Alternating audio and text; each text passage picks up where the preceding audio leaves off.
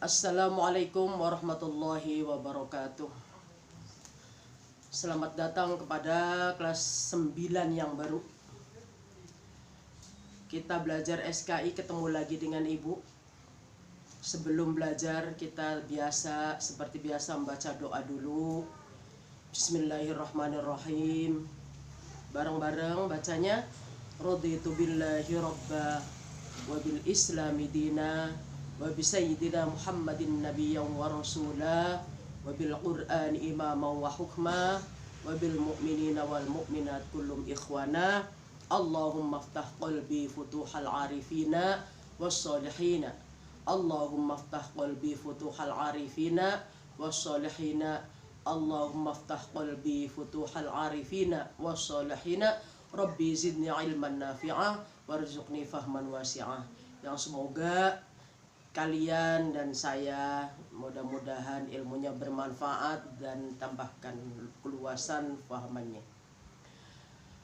Kita masuk bab yang pertama, yaitu proses masuknya agama Islam ke Indonesia. Kemarin sudah dijelaskan dari kata sejarah itu berasal dari apa. Mungkin kalian masih ingat. Sejarah itu berasal dari kata syajarah yang artinya adalah pohon.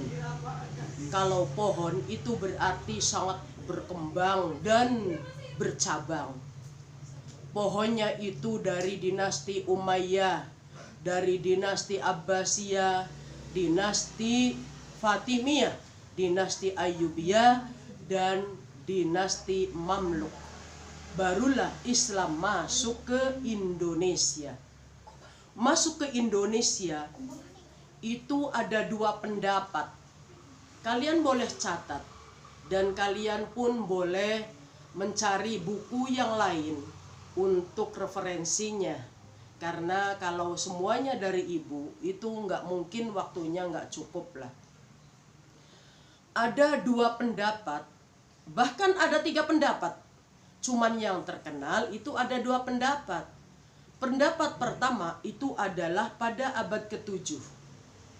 Pada abad ke-7 Masehi, itu apa buktinya? Kok pada abad ke-7 ternyata sudah ada. Bahkan sebelum itu ada yang mengatakan sudah ada. Karena apa? Karena sahabat Umar sudah bersahabat dengan raja di Indonesia, raja Hindu lagi. Nah itu.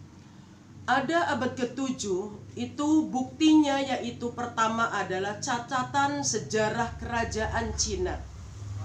Di kerajaan Cina itu katanya orang-orang Tasikuo atau orang Arab itu sudah masuk ke Indonesia dan ada yang namanya kerajaan Holing. Nah itu ya.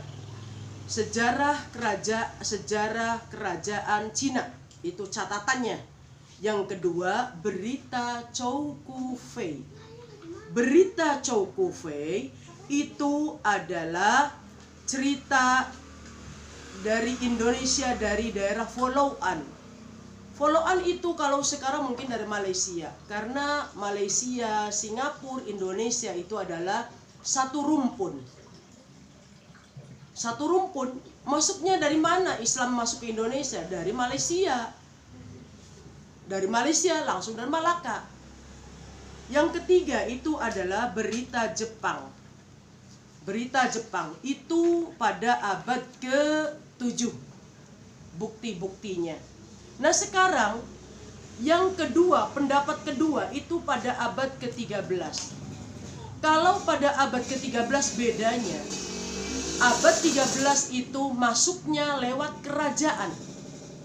Lewat kerajaan. Ini menurut siapa? Buktinya apa? Kok pada abad ke-13 masuknya Islam ke Indonesia itu melalui kerajaan. Kalau Islam ke Indonesia masuk abad ke-7 itu dari daerah pesisir. Makanya orang pesisir lebih dulu masuk Islam dibanding orang-orang kerajaan. Abad ke-13 itu buktinya adalah, pertama adalah perjalanan Marco Polo. Perjalanan Marco Polo itu pada tahun 1292 Masehi.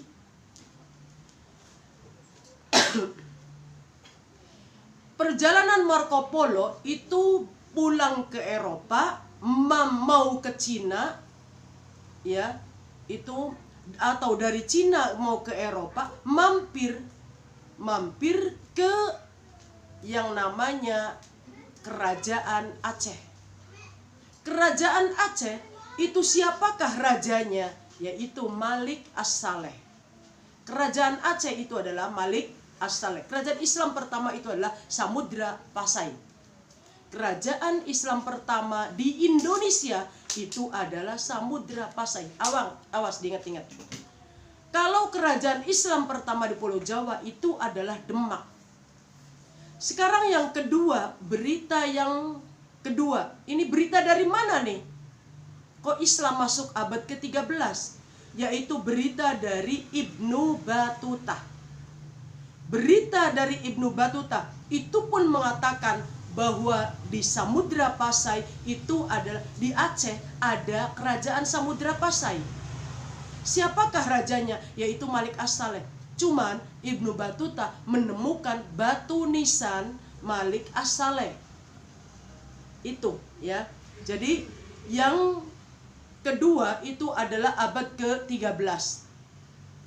Abad ke-13 itu adalah berita perjalanan Marco Polo. Catatan perjalanan Marco Polo. Yang kedua adalah berita Ibnu Battuta.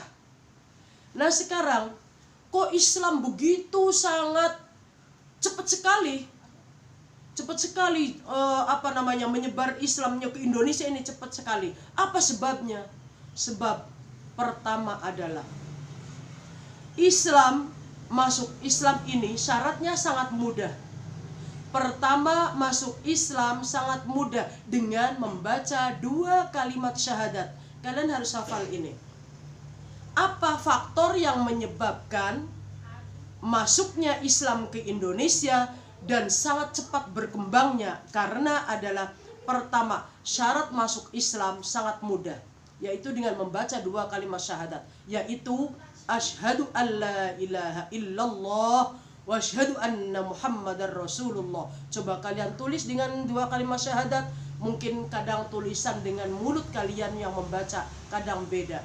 Tulisan asyhadu alla ternyata di tulisannya ada cuman pakai asyhadu alla. Kadang-kadang itu yang kalian tulis. Yang kedua, Islam tidak mengenal yang namanya kasta. Semua yang putranya kiai, putranya presiden, putranya guru, putranya peburu, itu kalau umpama udah masuk sekolah semua pakainya seragam sama, tidak ada ini putranya siapa, ini putranya siapa. Begitupun dalam sholat. Sholat mentang-mentang presiden sholatnya meteng-teng begini, tidak ada itu. Tapi semua pakai ruku-ruku semua, sujud-sujud semua, terus berdiri-berdiri semua. Itu semua sama rata, tidak ada namanya kasta. Makanya banyak kaum sudra terutama banyak yang masuk Islam. Yang ketiga itu banyak sekali upacara-upacara adat yang sederhana. Kalau di Hindu itu mungkin mengubur mayit itu mungkin dengan kepala kerbau yang harganya 200 juta. Tapi di Islam cukup dengan pengumuman di masjid, innalillahi wa inna ilaihi raji'un, si anu meninggal. Innalillahi wa inna ilaihi raji'un, si anu meninggal, mau dikubur di anu. Orang berduyun-duyun semua pada nengok dan membawa sesuatu apa yang mereka punya. Tapi di Hindu tidak. Di lain itu tidak. Pasti banyak yang mengeluarkan uang. Itu upacara sangat sederhana sekali. Yang ketiga itu dimasuknya secara damai, tidak dengan peperangan. Masuknya dengan apa? Dengan damai.